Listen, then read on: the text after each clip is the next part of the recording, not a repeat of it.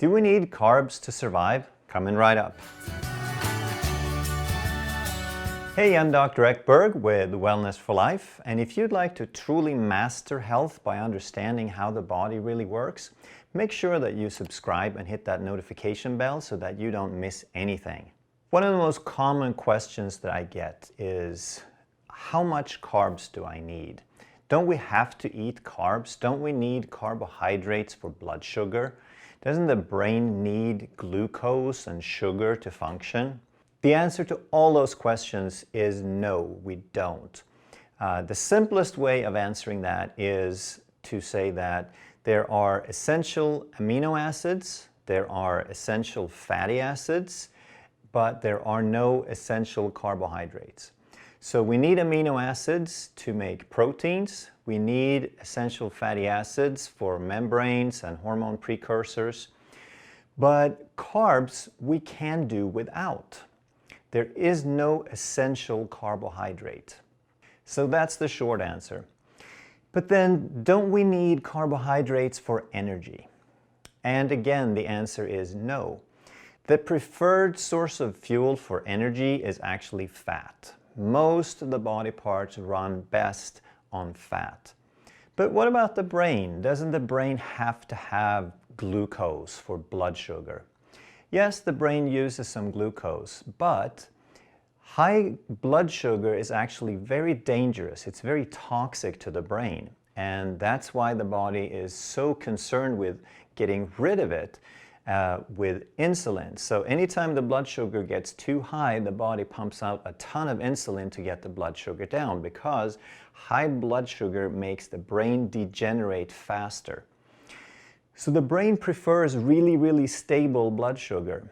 And if you cut back on the carbs significantly, the body switches to another fuel source called ketones. And all of us actually make a little bit of ketones, especially in the morning when we haven't eaten, when we've fasted all night. So all of us know how to use ketones in the brain.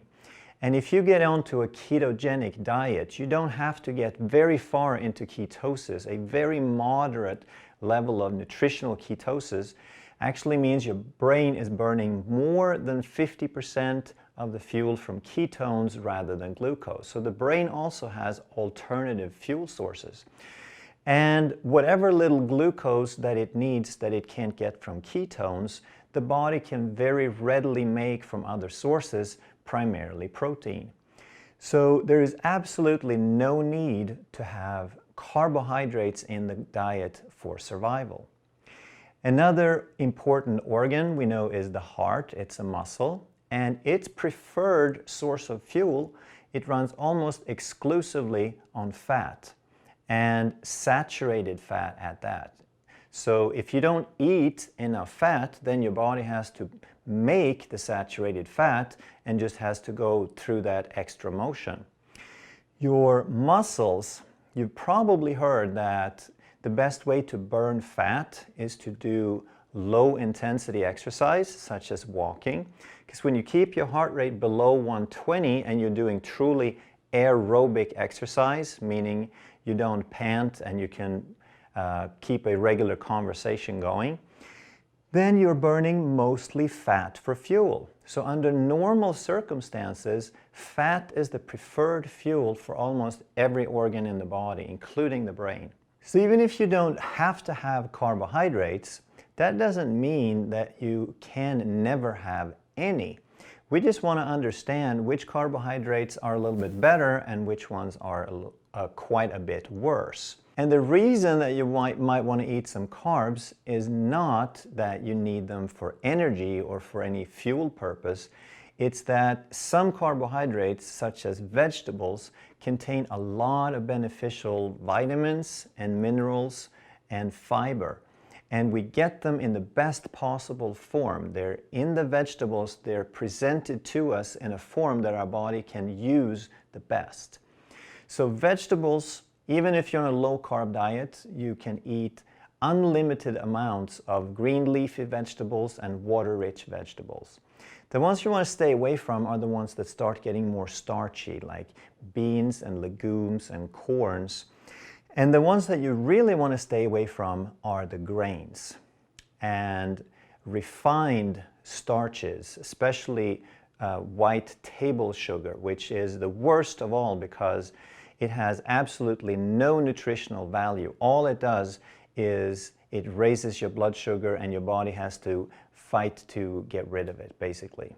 So vegetables are a great food source because they contain a very high nutritive value for the amount of energy that they provide. And the opposite holds true. The other end of the spectrum is sugar that has no nutritive value, and bread and grains that have very, very slight nutrition value. And of course, in this country, we have a problem with that because a very significant portion of the food consumed is white sugar and white flour.